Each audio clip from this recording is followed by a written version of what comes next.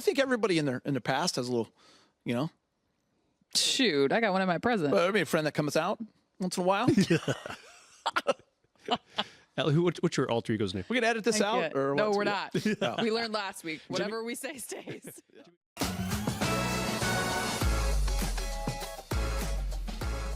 Time now for a round of Bucket or Brick presented by Jack in the Box. And we begin with the latest coaching news surrounding the Lakers.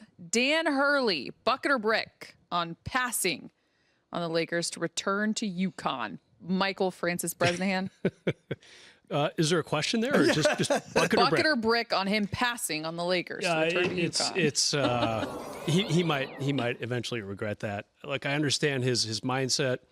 He's got deep family roots out east. He was quoted as saying once that his wife would kill him if he moved away from that region. I mean, come on, man, it's the Lakers. I mean, I thought all great college coaches wanted to be pro coaches. I guess not, Geet. And I know you've got a few things to say Well, no, on I'm this, saying, too. if I bucket it, what does that mean? You're right. It's very open-ended. That means you like that he went back to UConn. That's what I thought. I'm going to bucket it. Yeah? Going a little different than Laker fans. He's not ready. There was no question there. He wasn't ready. He wasn't ready for this job. Yeah. Absolutely. Could not do it. Well, wasn't good enough for this job. He's out. He's out. Nope. Bye-bye. I do like that take. I do too. I mean, I'm saying, like, sure, he's an unbelievable college basketball coach, Yeah. but I mean, do you see Nick Saban? Nick Saban's the GOAT, right, in college football of all time. Did you see what happened when he tried to coach pro football? Yeah.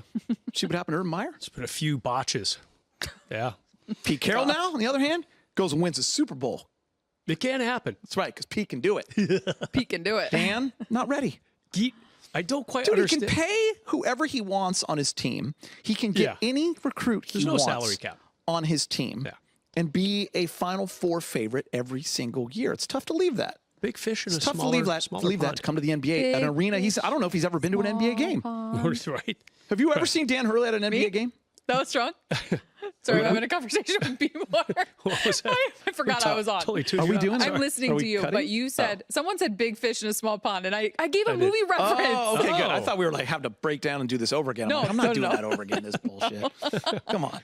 I don't quite understand the Laker fan angst about this. Maybe he would have been a By the great way, coach. How amazing! But we don't know. Brez, how amazing was it when people were like, they thought like they knew for 3 days, and they acted like it had been like a 9-month. The Laker fans went crazy. Right. This is not a shock. I can't believe we didn't get. Right. Like, what? You didn't even know about this till 3 days ago. When the Lakers in 2013 decided to go with Mike D'Antoni instead of Phil Jackson, that was a surprise.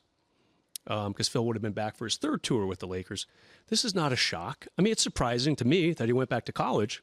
Yep. But yeah, the fans who say, "Oh my God, we lost a Guys, Coach K didn't come either. Yeah, it's true. He passed up Kobe and Dr. Buss, so we got Phil Jackson back instead. Worked out pretty well. Like, it's all good. Yep. Coach K ultimately knew like it wouldn't work. I'm going to stay at Duke. It's safe. I can be here forever. He won several more titles. Yeah, I mean, you know why? You know, listen. Credit to Woj and Dan Hurley. They got UConn's attention, right? And the Lakers took a swing that no one else even had a chance at. So for all those other teams, they're like, ah ha ha, Lakers. This, you didn't even have a chance at Dan Hurley. Yeah, he's not even considering you. At least the Lakers got an interview. Goofs. Yeah. Were we supposed to break that? I'm still laughing at my pop culture reference over here, so I'm going to give it to you Can you and be say it proud again? because we all know that there are some people out there that listen to this podcast. Yes, and they appreciated my pop culture reference last week. We're not going to put their name out there. I have 2 friends from Texas. They said it too? By the way, Craig Malloy just was with him at USC volleyball camp. He subscribes to our podcast, daughter. Wow, yes. He's an awesome volleyball player. Riley, his wife, Robin. Yeah, we were talking. He's a big Laker fan. Grew up here. Oh. And then my friend Ed Bond, who I went to college with, listens to every episode. Played volleyball with him. Yeah, I love that. So I have 2. We're big in Texas. Nice. Subscribers are important. 2 that I know of. We were talking to Mitch Heckert last week, the Laker PR guru. He's probably the first person to listen to the podcast every day. I wasn't going to throw your name out there, Mitch, but leave it to were you the one Brez. he was hiding? He recovered him? Yeah. Mitch, pound for pound, has listened to more minutes of this podcast than anyone in America. Thank you, Mitch. So for your pop culture reference this week, big fish in a small pond is what? Chris Farley. Yes. Wow. I would not have got that. I'm going to go I'm Tommy proud Boy. of myself. That was I great. forgot that my mic Tommy was on. Boy? Yes, Tommy Boy. You've seen it? Yeah. Okay, That's a don't fair have question. any- That's a fair question. Good question. That's a fair question. Yeah. I actually don't know if I've seen it. I honestly think I've the just seen entire clips. control room is shocked that you've seen And that. the Luke, I am. That's in there too, huh? Yeah. Yeah, I've seen it then. Yeah. Allie has seen Sometimes I two get movies, that confused. and Matilda. That guy, the little That's your two goat. movies. That guy and a little. Last week I was a little off apparently, but anyways, there you go. We for love your you, pop Mitch. culture. Thank you. I literally forgot my mic Ed was Bond, on. Be former more CSUN star. Next, back on track. From the Lakers zeroing in on JJ Redick to the Lakers had Hurley on the forefront of the Lakers search from the beginning of the process. Bucket or brick, you have been entertained by the Lakers coaching search. I'll go first. Go ahead. I'm going to bucket it. I don't know if entertained is the right word, but rarely am I shocked after being around this team for 20 years. I was shocked last week when it turns out that Hurley was the lead guy and he was about to get a job offer from the Lakers, and he did get a job offer for the Lakers. And then I was almost as shocked when he said no. So I don't know if entertaining is the right word, but I think shocked, stunned, surprised is close enough that it's like, this is not your ordinary, we're just going to hire this guy. He's coached a couple other teams, kind of like the Frank Vogel hiring. He's a good guy. And, this has been a roller coaster for sure, Geet. I was going to brick it, but I think I'm going to give it a bucket now. I have been entertained. I have to check myself. Okay. Because I have, listen, Dan Hurley's a great basketball coach, and I would have been excited if he was here. Yeah. Whomever they hire, it's going to be exciting. I just love that it was part of the pregame show before the Celtics tipped off in game 1. Yes. And I'm excited that when they tip off game 3, the same exact story is going to be going around, and they'll be talking about Dan Hurley passing on the Lakers, and they'll be talking about who's going to be the next coach. That they, even when we go out in the first round, the Lakers can still be a part of the news cycle. And yes, it's entertaining for me. Yeah. Put that in your pipe and a lot smoke of goofs upset out there, Brez. Yeah. Why do we have to talk about the Lakers all the time? Is that how they sound? That's how they sound, watching their TV. Is that a Celtics fan? An upset Celtics fan? There's just a lot of, there's a bunch of tools out there, Brez. Yeah, You have, I'll introduce you to a lot of them. Bunch of goofs. Barneys. Yeah, a lot of Barneys.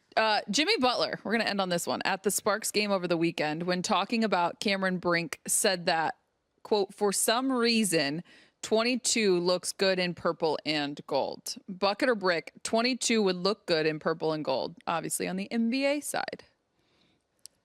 Yeah, I'll bucket it. I'll try to anyway. Wow. Is that? I have another one. All right. Must be really tired all of a sudden.